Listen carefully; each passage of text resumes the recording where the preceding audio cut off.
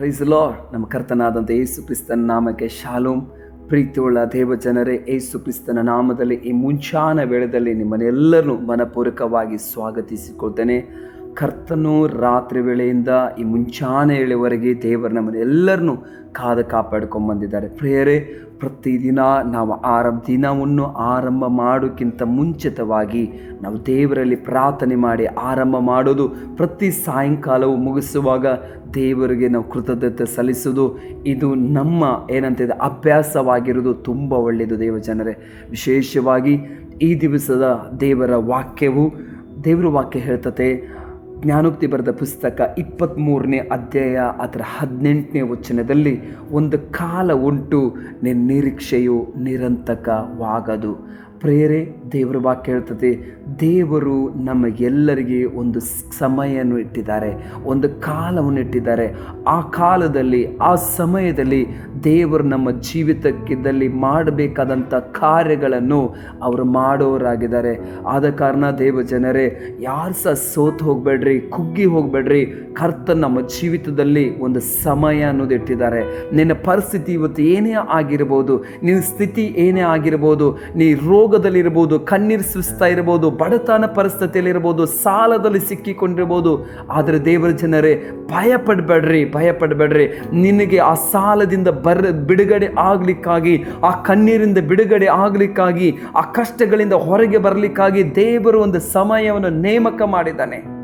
ಆ ಸಮಯದಲ್ಲಿ, ಆ ದಿನದಲ್ಲಿ ಕರ್ತನು ನಿನ್ನ ಜೀವಿತದಲ್ಲಿ ಮಾಡುವಂಥ ಕಾರ್ಯ ಅತಿಶಯವಾದ ಕಾರ್ಯ ಇದೆ. ಆದ ಕಾರಣ ಕರ್ತನಿಗೋಸ್ಕರ, ಆ ದಿನಕ್ಕೋಸ್ಕರ ಕಾದುಕೊಳ್ಳಿರಿ.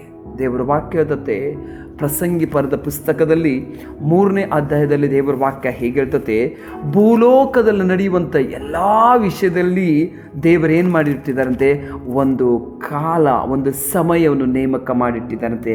ನಾನೊಂದು ವಚನ ಓದ್ತೇನೆ. ಪ್ರಸಂಗಿ ಬರೆದ ಪುಸ್ತಕ 3ನೇ ಅಧ್ಯಾಯ 1ನೇ ವಚನ, 2ನೇ ವಚನ. ಪ್ರತಿಯೊಂದು ಕಾರ್ಯಕ್ಕೂ ಕಾಲವು ಗುಪ್ತವಾಗಿದೆ, ಆಕಾಶದ ಕೆಳಗೆ ನಡೆಯುವ ಒಂದೊಂದು ಕೆಲಸಕ್ಕೂ ತಕ್ಕ ಸಮಯ ಉಂಟು. ಪ್ರಸಂಗಿ ಬರೆದ ಪುಸ್ತಕ 3ನೇ ಅಧ್ಯಾಯ 1ನೇ ವಚನದಲ್ಲಿ ದೇವರ ವಾಕ್ಯ ಹೇಳ್ತದೆ ಏನಂತಂದರೆ, ಆಕಾಶದ ಕೆಳಗೆ ನಡೆಯುವ ಒಂದೊಂದು ಕೆಲಸಕ್ಕೂ ತಕ್ಕ ಸಮಯವನ್ನು ದೇವರು ಸೃಷ್ಟಿಸಿದ್ದಾರೆ. ಆಮೇಲೆ ದೇವರು ಸಮಯವನ್ನು ಸೃಷ್ಟಿ ಮಾಡಿದ್ದಾರೆ. ಆದ ಕಾರಣ ಪ್ರಿಯ ಸಹೋದರನೇ, ಪ್ರಿಯ ಸಹೋದರಿಯರೇ, ಯಾರು ಸಹ ಚಿಂತೆ ಮಾಡಲಿಕ್ಕೆ ಹೋಗ್ಬೇಡ್ರಿ. ದೇವರು ನಿಮ್ಮ ಜೀವಿತದಲ್ಲಿ ಮಾಡಬೇಕಾದಂಥ ಕಾರ್ಯವನ್ನು ಅವರು ಮಾಡ್ತಾರೆ. ಆಮೇಲೆ ದೇವರ ವಾಕ್ಯ ಹೇಳ್ತತೆ. ಆದ ಕಾರಣ ದೇವರ ಸತ್ಯವೇದದಲ್ಲಿ, ಪ್ರಸಂಗಿಗಳು ಬರೆದ ಪುಸ್ತಕದಲ್ಲಿ ಇದೇ ಪ್ರಸಂಗಿ 11ನೇ ಅಧ್ಯಾಯ ಅದರ 9ನೇ ವಚನದಲ್ಲಿ ಒಂದು ಮಾತು ಹೀಗೆ ಹೇಳಲ್ಪಟ್ಟಿದೆ, ಯೌವನಸ್ಥನೇ ಪ್ರಾಯದಲ್ಲಿ ಆನಂದಿಸು, ಯೌವನದ ದಿನಗಳ ಹೃದಯವು ನಿನ್ನನ್ನು ಹರ್ಷಗೊಳಿಸಲಿ, ಮನಸ್ಸಿಗೆ ತಕ್ಕಂತೆ ಕಣ್ಣಿಗೆ ಸರಿ ಬೀಳುವ ಹಾಗೆ ನಡೆದುಕೋ. ಆದರೆ ಈ ಎಲ್ಲ ವಿಷಯಗಳಲ್ಲಿ ದೇವರು ನಿನ್ನನ್ನು ನ್ಯಾಯ ವಿಚಾರಣೆಗೆ ಗುರಿ ಮಾಡುತ್ತಾನೆಂದು ತಿಳಿದಿರಲಿ. ಹಲ್ಲೆಲೂಯಾ. ದೇವರ ವಾಕ್ಯ ಹೇಳ್ತತೆ, ನಿನಗೆ ಬೇಕಾದ ಮನಸ್ಸಿಗೆ ಬಂದಂಗೆ ಮಾಡು ನೀನು. ಆದರೆ ನಾಳೆ ನೀನು ನ್ಯಾಯಸ್ಥಾನದ ಮುಂದೆ ನಿಲ್ಲಲಿಕ್ಕೆ ದೇವರು ಒಂದು ದಿನವನ್ನು ಇಟ್ಟಿದ್ದಾರೆ, ಒಂದು ಸಮಯ ಇಟ್ಟಿದ್ದಾರೆ. ಈ ಲೋಕದಲ್ಲಿ ಮಾಡುವಂಥ ಎಲ್ಲ ಸಂಗತಿಗೂ ನಾವು ದೇವರ ನ್ಯಾಯಸ್ಥಾನದ ಮುಂದೆ ನಿಲ್ಲಕ್ಕಾಗಿ ಒಂದು ದಿನ ದೇವರ ನೇಮಕ ಮಾಡಿದ್ದಾರೆ. ಹಲ್ಲೆಲೂಯಾ. ದೇವರ ವಾಕ್ಯ ಹೇಳ್ತದೆ. ಆದ ಕಾರಣ ಈ ಲೋಕದಲ್ಲಿ ನಾವು ಏನೆಲ್ಲ ಮಾಡ್ತೇವೋ, ಯಾವುದಕ್ಕೆಲ್ಲ ನಾವು ಜೀವಿಸ್ತೇವೋ, ಒಂದು ದಿವಸ ನಾವು ಎಲ್ಲರೂ ಸಹ ಎಲ್ಲಿ ಹೋಗ್ಲಿಕ್ಕಿದೆ? ಪರಲೋಕಕ್ಕೆ ಹೋಗ್ಲಿಕ್ಕಿದೆ. ನ್ಯಾಯಸ್ಥಾನದ ಮುಂದೆ ನಿಲ್ಲುವಂಥ ಒಂದು ದಿನ ಬರ್ತದೆ ನಮಗೆ. ಹಲ್ಲೆಲೂಯಾ.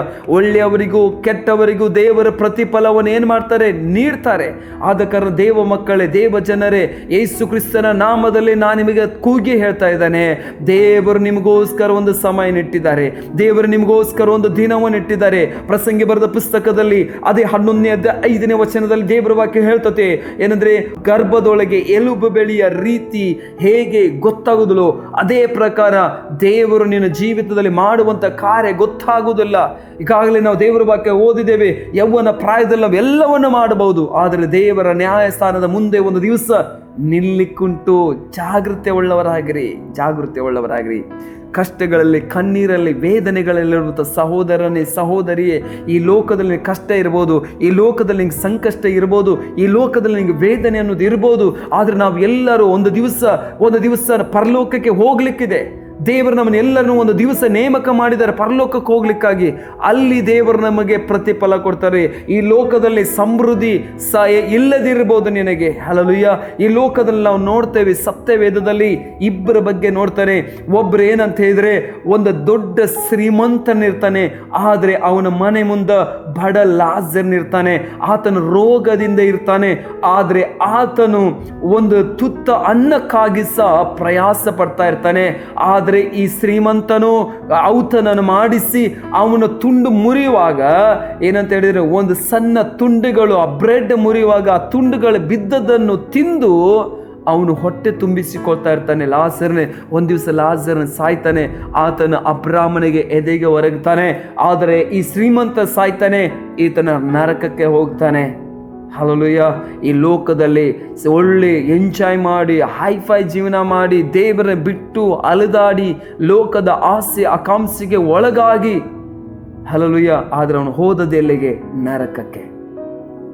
ಒಂದು ದಿನ ಉಂಟು, ಹಲ್ಲೆಲೂಯಾ. ನೀ ಪರಲೋಕಕ್ಕೆ ಹೋಗ್ತೀಯೋ ನರಕಕ್ಕೆ ಹೋಗ್ತೀಯೋ ತೀರ್ಮಾನ ಮಾಡಲಿಕ್ಕೆ ದೇವರು ಒಂದು ದಿನವನ್ನು ನೇಮಕ ಮಾಡಿದ್ದಾರೆ. ಆದ ಕಾರಣ ಈ ಲೋಕದಲ್ಲಿ ನಿನಗೆ ಕಷ್ಟ ಅನ್ನೋದಿರ್ಬೋದು, ಈ ಲೋಕದಲ್ಲಿ ನಿನಗೆ ದುಃಖ ಅನ್ನೋದಿರ್ಬೋದು, ಈ ಲೋಕದಲ್ಲಿ ನಿನಗೆ ವೇದನೆ ಅನ್ನೋದಿರ್ಬೋದು. ಸಹೋದರನೇ, ಸಹೋದರಿ, ಮರೆಯಬೇಡ್ರಿ, ಕರ್ತನ ನನಗೋಸ್ಕರ ಒಂದು ಕಾಲವನ್ನು, ಒಂದು ಸಮಯವನ್ನು ದೇವರೇನು ಮಾಡಿದ್ದಾರೆ? ನೇಮಕ ಮಾಡಿದ್ದಾರೆ. ನಿನ್ನ ಸಮಯ ಬರುವಾಗ, ನಿನ್ನ ಕಾಲ ಬರುವಾಗ, ಹಲ್ಲೆಲೂಯಾ, ಯಾರು ನಿನ್ನನ್ನು ತಡೆದಿಟ್ಟುಕೊಳ್ಳಿಕ್ಕಾಗೋದಿಲ್ಲ. ದೇವರು ತನ್ನ ಕಾರ್ಯಗಳನ್ನು ನಿನ್ನ ಜೀವಿತದಲ್ಲಿ ನೆರವೇರಿಸುವಾಗ, ಇವತ್ತು ಅನೇಕ ಜನಗಳ ನಿನಗೆ ವಿರೋಧವಾಗಿರ್ಬೋದು. ನೀನು ಮುಂದೆ ಹೋಗದ ಹಾಗೆ, ನಿನ್ನ ಆಶೀರ್ವಾದ ಹೊಂದದಾಗೆ, ನೀನು ಬೆಳೆಯದಾಗೆ, ನಿನ್ನ ಬಿಸ್ನೆಸ್ ಬೆಳೆಯದಾಗೆ, ನಿನ್ನ ಸೇವೆ ಬೆಳೆಯದಾಗೆ, ನಿನ್ನ ಕುಟುಂಬದಲ್ಲಿ ಸಮಾಧಾನ ಏನಂತೆ ಇಲ್ಲದ ಹಾಗೆ ಮಾಡ್ತಾ ಇರುವಂಥ ಅನೇಕ ಜನಗಳಿರ್ಬೋದು. ಆದರೆ ಒಂದು ಆಲೋಚನೆ ಮಾಡ್ರೆ, ದೇವರು ನಿನ್ನ ಬಿಸ್ನೆಸ್ ಅನ್ನು ಬ್ಲೆಸ್ ಮಾಡುವಾಗ ಯಾರಿಂದ ತಡೀಲಿಕ್ಕಾಗ್ತತೆ? ದೇವರು ನಿನ್ನ ಕುಟುಂಬದಲ್ಲಿ ಸಂತೋಷ ತರುವಾಗ ಯಾರಿಂದ ನಿಲ್ಲಿಸಲಿಕ್ಕಾಗ್ತತೆ? ದೇವರು ನಿನ್ನ ಸೇವೆಯಲ್ಲಿ ಚಲಿಸಲಿಕ್ಕೆ ಆರಂಭ ಮಾಡುವುದಾದ್ರೆ ಯಾರು ನಿನ್ನ ಸೇವೆಯನ್ನು ತಡಿಲಿಕ್ಕಾಗ್ತತೆ? ಹಾಗಾದ್ರೆ ಆದ ಕಾರಣ ದೇವರ ಮಕ್ಕಳಾದಂಥ ನಾವುಗಳು ತಾಳ್ಮೆ ಉಳ್ಳವರಾಗಿ ಮೌನದಿಂದ ಇರಿ. ಕರ್ತನು ನಿಮಗೋಸ್ಕರ ಕಾರ್ಯ ಮಾಡುವಂಥ ದಿನವು ಅತಿ ಬೇಗನೆ ಬರಲಿಕ್ಕಿದೆ. ಆ ದಿನವು ಹೇಗೆ ಬರ್ತತೆ ಅಂತ ಹೇಳಿದ್ರೆ, ಕಟ್ಟೆ ಒಡೆದ ಪ್ರವಾಹದಂತೆ ಆ ದಿನವು ಬರ್ತತೆ. ಯಾರೂ ನಿಲ್ಲಿಸಲಿಕ್ಕಾಗಲ್ಲ, ಯಾರು ಸ್ಟಾಪ್ ಮಾಡಲಿಕ್ಕಾಗೋದಿಲ್ಲ. ಹಲ್ಲೆಲೂಯಾ. ಆದ ಕಾರಣ ದೇವ ಮಕ್ಕಳೇ, ದೇವ ಜನರೇ, ದೇವರಿಗೋಸ್ಕರ ಜೀವಿಸ್ರಿ, ದೇವರಿಗೋಸ್ಕರ ನಿಲ್ರಿ. ದೇವರು ನಮ್ಮ ಎಲ್ಲರ ಜೀವಿತದಲ್ಲಿ ಒಂದು ದಿನವನ್ನು ಇಟ್ಟಿದ್ದಾರೆ, ಒಂದು ಕಾರ್ಯವನ್ನು ಮಾಡ್ತಾ ಇದ್ದಾರೆ. ಹಲ್ಲೆಲೂಯಾ. ಕಾರ್ಯ ಮಾಡಲಿಕ್ಕಿದ್ದಾರೆ. ಆದ ಕಾರಣ ಆ ದಿನವು ನಿನ್ನ ಜೀವಿತದಲ್ಲಿ ನೆರವೇರಲಿಕ್ಕಿದೆ, ಆ ಸಮಯವು ನಿನ್ನ ಜೀವಿತ ನೆರವೇರಿಕ್ಕಿದೆ. ಈ ವಾಕ್ಯ ಕೇಳುವಂಥ ದೇವ ಮಕ್ಕಳೇ, ದೇವ ಜನರೇ, ಕುಗ್ಗಿ ಹೋಗ್ಬೇಡ್ರಿ. ಈ ಲೋಕದಲ್ಲಿ ಇರುವಂಥ ಒಂದು ದಿನ ಇದೆ, ಆದರೆ ಲೋಕವನ್ನು ಬಿಟ್ಟು ಹೋಗಿ ನಾವು ಪರಲೋಕದಲ್ಲಿ ದೇವರ ಸಿಂಹಾಸನದ ಮುಂದೆ ನಿಲ್ಲಕ್ಕಿದೆಗೋಸ್ಕರ ದೇವರು ಒಂದು ದಿನವನ್ನು ಇಟ್ಟಿದ್ದಾರೆ. ನೀನು ಹೇಗೆ ಜೀವಿಸ್ತೀವೋ ಈ ಲೋಕದಲ್ಲಿ, ಅಲ್ಲಿ ಪ್ರತಿಫಲ ದೇವರು ಕೊಡ್ತಾರೆ. ಆದ ಕಾರಣ ಈ ಲೋಕದಲ್ಲಿ ಕರ್ತನಿಗೋಸ್ಕರ ಜೀವಿಸ್ರಿ, ಕರ್ತನಿಗೋಸ್ಕರ ನಿಲ್ರಿ. ಕರ್ತನ ನಾಮಕ್ಕೆ ಸ್ತೋತ್ರ ಉಂಟಾಗಲಿ. ದೇವ ಜನರೇ, ಒಂದು ಆಲೋಚನೆ ಮಾಡ್ರಿ. ದೇವರು ನನಗೋಸ್ಕರ ಒಂದು ದಿನವನ್ನು ನೇಮಕ ಮಾಡಿದ್ದಾನೆ. ದೇವರು ನನಗೋಸ್ಕರ ಒಂದು ಸಮಯವನ್ನು ನೇಮಕ ಮಾಡಿದ್ದಾನೆ. ಆ ಸಮಯ, ಆ ದಿನಕ್ಕೋಸ್ಕರ ಕಾಯಿರಿ. ದೇವ್ರ ವಾಕ್ಯ ಹೇಳ್ತದೆ, ಕರ್ತನನ್ನು ಕಾಯುವವರು ಹೊಸ ಬಲ ಹೊಂತಾರ ಅಂತೇಳಿ. ನಾವು ಪ್ರಾರ್ಥಿಸುವ.